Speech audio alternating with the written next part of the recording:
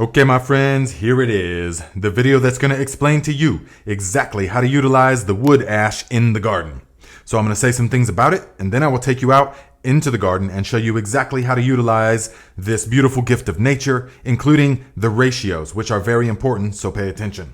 Now, this video comes on almost the 1-year anniversary of the first video I made showing you guys how to utilize a liquid type of wood ash in the garden with plants in the ground. And that video has almost 250,000 views now, which is fantastic because that indicates that people are into it. So therefore, I'm making this video to show you another way that I utilize wood ash while plants are not in the ground and in its powder form, because right now is the time of year where if you have a wood burning stove, or you know a friend that has a wood burning stove or a fireplace, they've been storing it up, maybe it's in buckets or something, so you have ash from the wintertime. So I want to show you the best way to utilize it when there's no plants in the ground to boost soil fertility for the upcoming growing season. So long before you could just drive to the store and get a bag of commercial fertilizer, our ancestors were utilizing this stuff. And they didn't know exactly the chemical constituents of it. They didn't know it's primarily calcium with some potassium and the magnesium and all of that. They didn't understand that, but they didn't have to, because they knew that things grew really well after a fire. And that is because the natural system of things is like this. The plant roots go deep into the earth and mine the minerals that it needs. It then stores the minerals in the plant tissue. When the fire comes through the process of the fire, many of the elements evaporate, but many of the minerals are unaffected by heat, and so they concentrate themselves in this powder form. And so we want to utilize this in the garden. Now, the primary constituent of the wood ash is calcium, and calcium is vitally important for all of the plant functions. They want it, they crave it all throughout the growing cycle. And for us, most importantly, if calcium has to do with the storage capability of the fruits or the vegetables, whatever it is. If there's a lack of calcium, you will see a lack in luster. You will see a lack in the shine, in the hardness of the fruit, and most notably, when you harvest the fruit or whatever it is, the vegetable, then it will not store as long as it should. So if you add this kind of thing in the ratio I will show you in a moment, you will ensure that the soil is full of enough calcium to supply the plant with everything that it needs all growing season.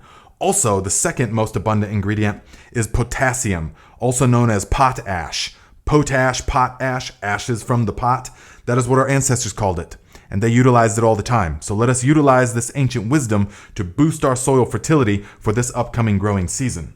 Okay, so let us just get right into it. We'll go out into the garden. I will show you exactly how to utilize this stuff, and then we will come back in and I will answer a couple of the most common questions I've received based upon the last ash fertilizer video last year, including what plants do I utilize this on? What plants like this? And can I utilize this on potatoes? That is an experiment I did last year, and with results I will tell you in a moment. And then most importantly, what about the pH? It's going to affect the pH, and we got to adjust the pH and yada, yada, yada. I'm going to explain all that when we come back. Okay, my friends, first thing we got to do is acquire some dry wood ash that has never been wet, because the minerals are very water soluble, and so do not go out to the fire pit and get rained on wood ashes. They will not do the same thing. So we're going to get a nice dry wood ash from hardwood, preferably, but any wood ash will work. And then we're going to take 1 quart per square yard. And for the rest of the world, that is 1 liter per square meter. And we're going to apply the wood ash directly to the surface. Now, at this ratio, you are not going to have to worry about burning the plants. You're not going to have to worry about messing up the alkalinity of the soil or anything like that. This is just the right amount. Through years of experimentation, I have found that this is the right amount. Now, garlic and onions, they love this stuff, so put it on them first and foremost. They really love a good wood ash application. But you see here we got some on the leaves, so we either want to rinse it off, or like I did, I applied it in the rain. So here we are about 2 hours later, and you can see that there is no more of the ash on the leaves of the garlic, and most of it has already been washed into the soil. And that's because it's very water soluble, guys. Next place we're going to take it is this 60-foot row of peas that will then be followed by cucumbers that will then be followed by peas again. And I'm going to be putting a cattle panel trellis up on this, so you guys will see in future videos. But this area is going to get a nice heavy application because it's already got horse manure with some chicken manure on top and leaf mold on top. So we're going to put the wood ash directly on top, and that's going to soak in real nice. So here we've got one of the potato beds, and we are going to put the wood ash on because this is about 3 feet by 10 feet. So we're going to put roughly 3 of the liters or 3 of the quarts worth of wood ash on it. And we're going to make sure that we get every square inch of it because this stuff is going to soak in and it's going to sweeten the soil, and our plants are going to love this. Okay, so that's how to apply it. Now comes the questions. What plants can I utilize this on? My experience is that all plants love this. The only exception, I have not grown blueberries, which are typically an acid-loving plant, and this has a tendency to raise the soil pH. But I'll explain to you in a minute why that doesn't even matter, the pH of the soil. But you can definitely utilize it on leafy greens, Swiss chard, kale, collard greens, spinach, mustard greens, all that stuff loves this. Any of the Japanese greens, it loves this. Also tomatoes, they love it. Also cucumbers and squash and peas and legumes, the beans, everything benefits from a good application of the wood ash. Now the second question, can I use it on potatoes? Because you hear a lot, oh, you can't use wood ash on potatoes because of blah, blah, blah. But the people don't really understand why. And so I put it to the test. Last year, I grew a bunch of potatoes in different grow bags. And in a number of the grow bags, I added huge amounts of wood ash. And here's the results.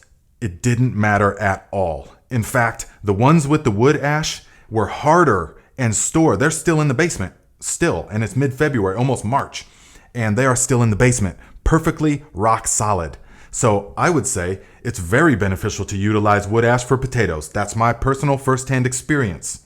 Now the third question, and the one I get most often, is what about the soil pH? It's gonna mess with the soil pH.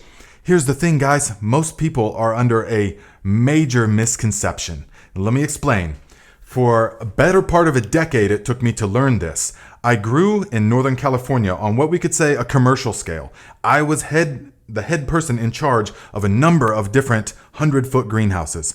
And so, and each one had a separate barrel for nutrients. And so when I first learned how to grow like that, I was all about the pH. I was adjusting the pH. I put my meter into it, pH up. Oh no, it's 1.2, and then pH down, then pH back up. And everything, it took me hours. It was so laborious to adjust the pH. And I did it that way because that's the way that I was told you're supposed to do it. And it's so important. You have to adjust the pH.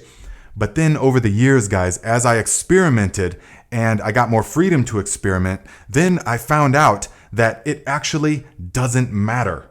You don't have to adjust the pH at all, because here's why. The plant adjusts the pH based upon what it knows it needs. And it does that by capturing sunlight and combining all of the elements and pumping the right type of sugars, exudates, into the soil that will attract to it the exact type of microorganism that it knows will produce, through the microorganism activity, will produce the conditions that are the pH that plant wants. You see? Because it doesn't matter what the pH is over here. It only matters what the pH is around the rhizosphere. And the plant, as long as there's adequate organic matter and microorganisms, the plant can adjust the pH around the rhizosphere independent of what the pH is in the soil. I know. So the only time you need to adjust pH is if you're doing hydroponics. Other than that, the soil food web, if you have a thriving diversity of microorganisms, then that is all that you need to worry about, because the plant will be able to do it itself. Now, all of that being said, the application of wood ash does make the soil temporarily into a more alkaline state. But what that actually does is it stimulates the microorganism activity.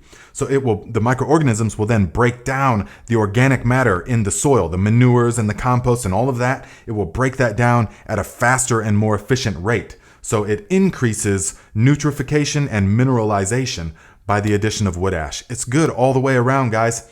And let us keep it simple. You don't ever need to adjust your pH. That is the old thinking, where we have to buy a bunch of lime and then we have to get soil tests and all of that stuff, and it's so confusing. And then, guys, nature never adjusts the pH of the soil, okay? It never adds lime. It never does anything like that. Yet nature thrives. No one's adjusting the pH, and you don't have to either. So we're going to go ahead and end it there, guys, because I could go on and on about the pH and all of this, illusions and stuff like that, but this will suffice to get you started. So don't worry about the pH, and give the video a thumbs up, and share it with anyone that is worried about the pH and that doesn't know about the benefits of the wood ash, and that you can use it on potatoes. They love this stuff.